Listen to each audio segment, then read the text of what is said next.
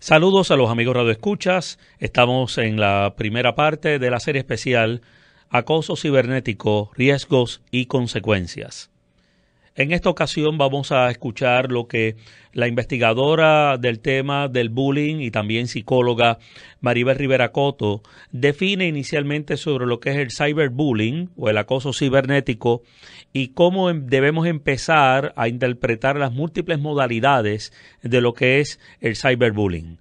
Sobre eso escuchemos la definición que nos dio la psicóloga Maribel Rivera Cotto. En los últimos tiempos nuestra sociedad ha enfrentado unos cambios bien grandes en el desarrollo de las nuevas tecnologías y eso ha afectado en la forma de cómo nosotros nos relacionamos con los demás. Y para todos nosotros y en especial para los niños y adolescentes, esa interacción con los otros a través de las redes sociales, el internet, los teléfonos celulares, resulta ser una experiencia muy atrayente, algo novedoso y hasta cautivadora. O sea, eso los atrapa. Pero, por otro lado, también es cierto que la tecnología puede servir como medio para fomentar las experiencias más aterradoras y lamentables de acoso, conocido mundialmente como el cyberbullying. Y el cyberbullying no es otra cosa que el uso de los medios telemáticos, como el internet, teléfonos celulares, etcétera, para ejercer el acoso psicológico con la intención de hacer daño. El que comete el acoso tiene esa misma intención de atormentar, amenazar, hostigar o molestar al otro. Y este acoso cibernético puede ocurrir entre menores de edad, entre estudiantes, aunque últimamente hay estudios que señalan la existencia de cyberbullying en los estudiantes adultas. Se han hecho jóvenes adultos. Se han hecho estudios con jóvenes de primero y segundo año de universidad, donde hay un % bastante alto. Que está creciendo. Que está creciendo y que ellos han estado expuestos o conocen de alguna medida de esta situación de cyberbullying. El cyberbullying puede ocurrir en diferentes lugares. Por ejemplo, el número 1, las redes sociales. Redes sociales como el Facebook, Twitter, etcétera. También puede ocurrir en los Messenger, que ya no existe el Messenger, ahora es el Skype. Pero también se puede dar a través de ahí. En los chats se da también a través del correo electrónico, a través del celular, que hoy día, ¿cuántos jóvenes? Los textos en los celulares. Los textos. ¿Cuántos jóvenes de nuestro Puerto Rico, no hay que ir muy lejos, cuentan con un teléfono celular? Hay que verlo, eso está a la vista. Y por ahí también, en los blogs también. Esos son lugares donde ocurre. Donde más ocurre. Ahora, vamos ahora a ver dónde se manifiesta esto. Ok, mira, las formas que adopta el cyberbullying para manifestarse son bien variadas y muchas veces hay que ver la pericia que tiene el acosador, si es un muchacho o una muchacha bien diestro en esto de la tecnología, y mientras más peritaje, por decirlo así, tenga el joven, más creatividad. O sea, que lo que podemos decir ahora mismo como manifestación de cyberbullying, a lo mejor de aquí a un tiempo, eso pasó, es obsoleto. Hay unas nuevas formas. Hay unas nuevas formas, ¿sabes? Que estamos así, pero para modo de información a nuestros radioyentes, por ejemplo, se puede manifestar colocando en internet una imagen, me refiero a una foto. Se puede hacer un fotomontaje de la persona que la pueden perjudicar, avergonzar, quizás destacando algún rasgo de la persona y se da a conocer, se dispersa, se esparce por los medios. También colocar fotos donde se trata de votar por la persona más fea. A lo mejor sí, eso ha pasado mucho, o el menos inteligente. Entonces el acosador carga ya de votos a esta persona y entonces los demás para que puedan votar. Eso es algo bien humillante. Dejar comentarios ofensivos en los foros o participar de forma agresiva en los chats haciéndose quizás pasar por la víctima, de manera que las reacciones vayan posteriormente dirigidas a quien ha sufrido la usurpación de la personalidad. Adoptando perfiles falsos. Perfiles falsos, también eso es una manera de hacerlo. Una de las más frecuentes maneras de acoso es hacer circular rumores, la difamación sobre la víctima, que pues sea con la intención de hacer daño, decir cosas de ella aunque no sean ciertas, porque esa es la manera, esa es la intención, queremos molestar, queremos humillar, o sea, el acosador quiere hacer eso. Otra manera es el happy slapping, o la paliza feliz, y lo vamos a traducir en español. ¿Ese fue el caso de la escuela intermedia aquí de Ponce? Se puede decir que sí, porque se graba... Bueno, superior, perdón. Superior. Se graba en el celular una agresión física hacia otro y luego se coloca en la red. Ok, me parece que ese caso es bien interesante para examinarlo, porque se hablaba de que lo que allí pasó fue bullying. Realmente el bullying fue el manejo de esto cibernéticamente. Correcto. Algo bien peculiar, qué bueno que traes eso. Algo bien particular en el cyberbullying es que la reiteración es el efecto que hay en la víctima, porque solamente el tú colocar una sola vez una situación, una sola vez, vamos a decirlo como postear un video una sola vez, la repercusión en la víctima es infinito. O sea que aquí la reiteración recae en el cyberbullying, porque en el bullying es de otra manera. Sí. La reiteración recae en la víctima. Hasta cierto punto, en entonces, los medios de comunicación que estuvieron reiteradamente repitiendo esa escena, pero los efectos cayeron en eso. Posiblemente sin quizás tener la intención, pero sí. Pero sí, porque las personas lo siguen viendo, la víctima se sigue observando. Sí, entiendo eso, ¿no? Sí, la víctima sigue viendo, y una vez, Joselía, o sea, que esto se coloca en la red, es bien difícil sacarlo de ahí. Es bien difícil, y por eso los efectos tan devastadores y tan aterradores en la víctima. Y por último podemos hablar del flaming o el flame, ¿verdad? Que es provocar una discusión intensa en línea, que a menudo pues incluye lenguaje vulgar, grosero, hay insultos, a veces hay amenazas, y puede ocurrir a través de los chats, mensajería instantánea, sitios de las redes sociales, porque para darte el mejor ejemplo más conocido en Facebook, hay una que ellos le llaman chats, pero realmente son mensajería instantánea que tú puedes hablar con la persona, etcétera. Así que estos son las manifestaciones quizás más comunes y que pueden cambiar. Así nos describe la psicóloga Maribel Rivera Coto estos primeros elementos asociados al tema del cyberbullying. También el profesor Emilio Nieves, quien es dirigente magisterial, profesor de más de 20 años del nivel secundario de nuestro sistema de educación pública, nos habla por su parte sobre qué estipulaciones hace el Departamento de Educación en torno a este asunto. Escuchemos lo que nos dice sobre el particular el profesor Emilio Nieves. Pues mira, hay dos cartas circulares que tocan este tema del bullying. En el caso del cyberbullying es muy poco a lo que hacen referencia. Así que no atienden adecuadamente y de manera amplia lo que es el cyberbullying. Sí tocan el tema del bullying. En el caso de una carta circular, y las dos cartas circulares surgen en el mismo año escolar, 2012-2013. En el mes de agosto del 2012 surge una carta circular que esa la firma Eduardo Moreno. Y fue en reacción a unas situaciones que se dieron en algunas escuelas en el país de que había un bullying contra estudiantes, y en reacción a eso emitió una carta de 3 páginas.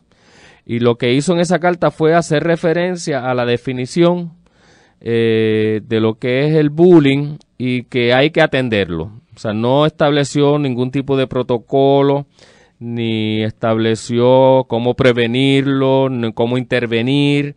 En cambio, surge otra carta circular en el mes de abril del 2013, y esa la firma el actual secretario de Educación.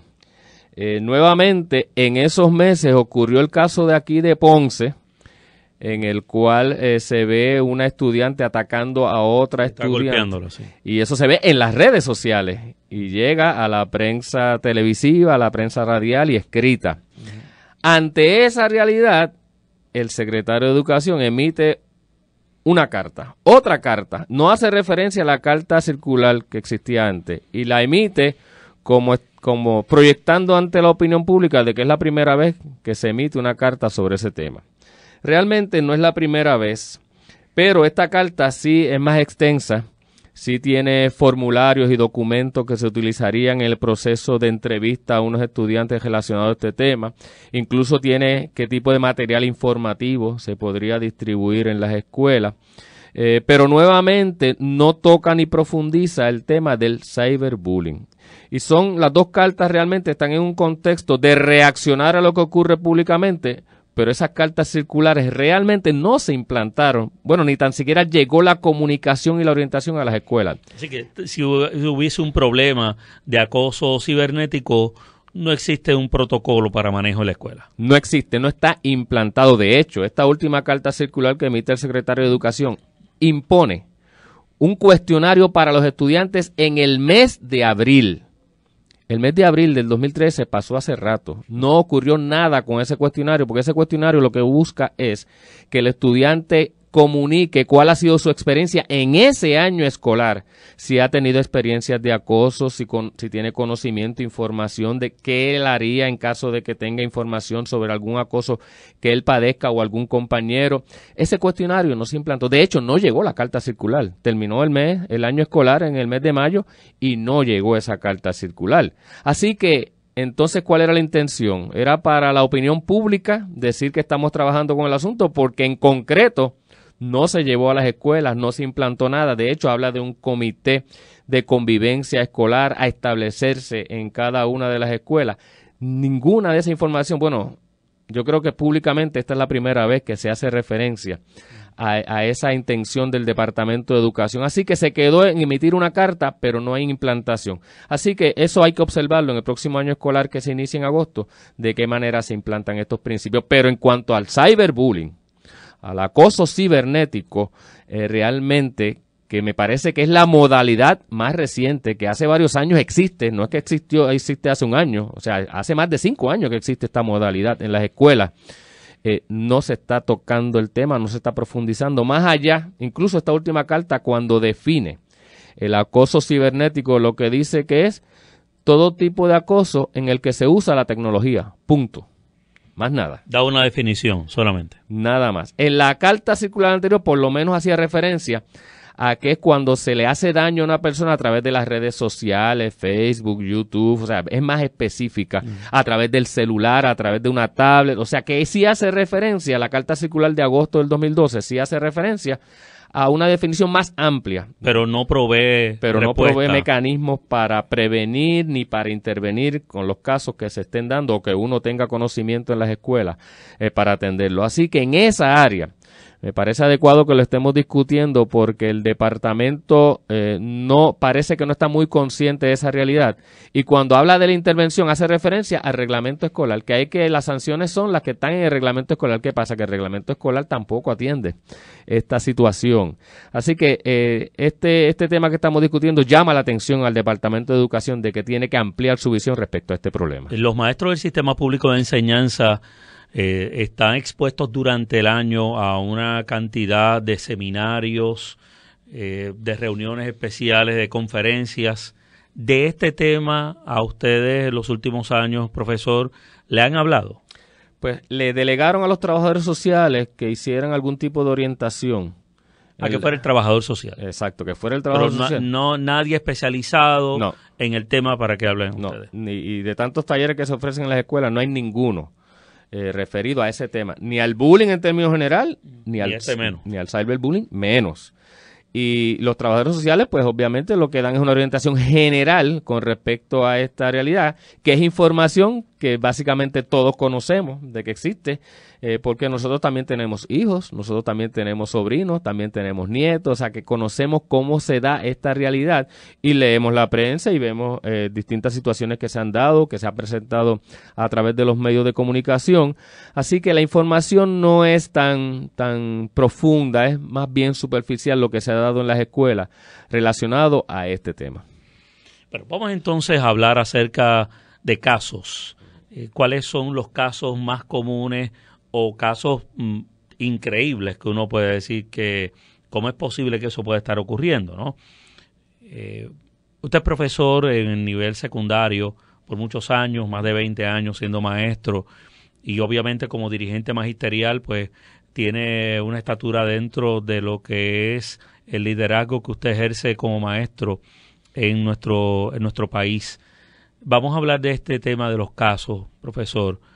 ¿Cuán preocupante es esto? Y vamos a ver qué tipo de casos son los que a usted le ha llegado conocimiento, que ha tenido la oportunidad de ver las dinámicas que se generan en esto en los planteles escolares. Mira, el bullying en términos generales se da de distintas maneras, porque se da a nivel físico, psicológico, emocional y se da a nivel social.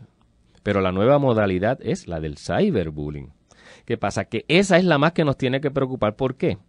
Porque el mecanismo que se utiliza es el de, como dicen los jóvenes, subir la información, subir la imagen, subir la foto, subir el vídeo a las páginas de Facebook, al YouTube, a los blogs y cualquier otro mecanismo. ¿Desde dónde? Desde el propio celular.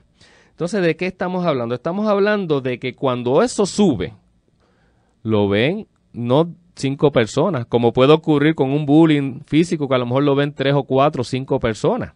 Estamos hablando de que lo ven decenas y cientos y llega a miles de personas, porque es una información al cual accede miles de personas del propio municipio, del propio país y de otros países. Que eso lo sabemos porque hay imágenes que se ocurren en Australia y aquí tú ves que tiene 1 millón de likes o que ha tenido un montón de personas que lo han visto. Así describió el profesor Emilio Nieves, un maestro de nivel secundario en nuestro sistema público de enseñanza y dirigente magisterial, lo que estipula el Departamento de Educación sobre el cyberbullying, lo poco o nada que dispone sobre el particular y cómo empieza a darse esas manifestaciones de este patrón de acoso cibernético entre los estudiantes del nivel secundario. Mañana, en la segunda parte de esta serie especial, estaremos llevándole a ustedes los factores que contribuyen al cyberbullying, como también estaremos hablando de las manifestaciones que se han dado de los efectos que tiene el acoso cibernético sobre nuestros preadolescentes y adolescentes. Será hasta mañana en otro capítulo de la serie especial Acoso cibernético, riesgos y consecuencias.